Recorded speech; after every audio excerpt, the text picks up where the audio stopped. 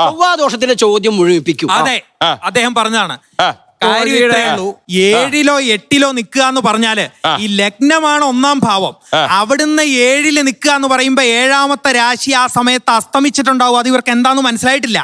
ഒരാള് ജനിക്കുമ്പോ ഉദിക്കുന്ന രാശിയിലാണ് ലഗ്നം കണക്കാക്കുക. പിന്നെ ഇദ്ദേഹം പറഞ്ഞത് സൂര്യൻ ഏത് രാശിയിലാണ്, അത് ഏത് മാസമാണോ ആ രാശിയിലായിരിക്കും. ചോദ്യം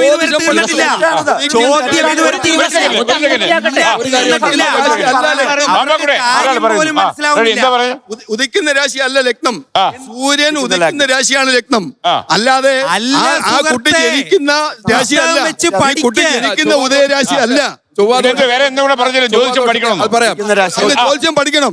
ജ്യോതിഷം പഠിച്ചിട്ട് ജ്യോതിഷത്തെ വിമർശിക്കണം. പഠിച്ചിട്ട്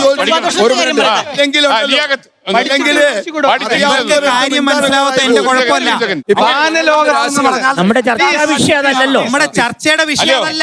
ഞാൻ പറയട്ടെ, ലഗ്നമോ കേതുവോ ചൊവ്വ എവിടെങ്കിലും പോട്ടെ, അങ്ങനെ പറയട്ടെ, നിങ്ങൾ ഭൂമിയിലേക്ക് വരൂ, നിങ്ങൾ ആ വാനലോകത്ത് നിന്ന് ഇറങ്ങി വരൂ. നമുക്ക് മനുഷ്യരും ഈ പ്രവചനം നമ്മൾ ചർച്ചക്കെടുക്കുന്നത് ഇത് മനുഷ്യരെ ബാധിക്കുന്നുണ്ടോ എന്ന വിഷയത്തിൽ മനുഷ്യരെ കുറിച്ച് ചർച്ച ചെയ്യുമ്പോൾ ഈ പ്രവചനങ്ങൾ എന്തിനുപയോഗിക്കുന്നു എന്നും എങ്ങനെ പ്രവചിക്കുന്നു എന്നും അതെങ്ങനെയാണ് അതിന്റെ ഫലഭാഗം ഇവിടെ ഉപയോഗിക്കുന്നത് എന്നുള്ളത് മനസ്സിലാക്കിയിട്ടില്ല. ഞാൻ ഒരു കാര്യം ഇവരോട് ചോദിക്കാണ്ട്. ഒന്ന്, നമ്മൾ ഈ ജ്യോത്സ്യം എന്ന് പറയുമ്പോൾ ഉസ്താദ് ഇവിടെ ഇരിക്കുകയാണ്. ഇവിടെ നമ്മൾ ഈ ജ്യോതിഷം, ആസ്ട്രോണമി അല്ലെങ്കിൽ ഇന്ത്യയിലുള്ള ജ്യോതിശാസ്ത്രം മാത്രം പറഞ്ഞിട്ട് നമ്മൾ അവിടെ ഇസ്മു എന്ന് പറഞ്ഞൊരു ഇടപാടുണ്ട് അല്ലെ. നമ്മുടെ നാട്ടിൽ ജ്യോത്സ്യന്മാര് മാത്രമല്ല, തങ്ങന്മാരുണ്ട്, ഉസ്താദന്മാരുണ്ട്. കണക്ക് നോക്കി കാര്യങ്ങൾ പറയുന്ന, ബിസിനസ്സിലെ തടസ്സം, നേരത്തെ സൈക്കോളജിസ്റ്റ് പറഞ്ഞ പോലെ ബിസിനസ്സിലെ തടസ്സം, വിവാഹത്തിലെ തടസ്സം, വിസയിലെ തടസ്സം, ടിക്കറ്റിലെ തടസ്സം, ഇതൊക്കെ മാറ്റിക്കൊടുക്കാൻ മരുന്നും മന്ത്രവും ഏലസും ഉറുക്കും കെട്ടിക്കൊടുക്കുന്ന ഉസ്താദുമാർ ഒരു ഭാഗത്തുണ്ട്, പള്ളിയിലച്ചന്മാർ വേറെ ഭാഗത്തുണ്ട്. അവരെല്ലാവരും പരിഗണിക്കണം. ഞാൻ പറയുന്നത് പൊതുവിൽ ഇതെന്തിനാണ് ഉപയോഗിക്കപ്പെടുന്നത് എന്നുള്ളതാണ്. പറയട്ടെ, ഞാൻ തീർക്കട്ടെ.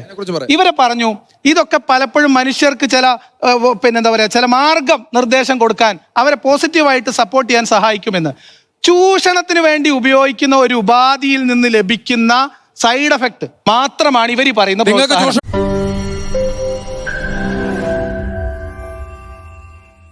ലോകത്തെവിടെയായാലും ഏത് സമയത്തും 24 വാർത്തകളും ഓഗ്മെന്റഡ് റിയാലിറ്റി പാക്കേജുകളും എക്സ്പ്ലെയിനറുകളും വിശദമായി കാണാൻ ഞങ്ങളുടെ യൂട്യൂബ് ചാനൽ നിങ്ങൾക്ക് സബ്സ്ക്രൈബ് ചെയ്യാം.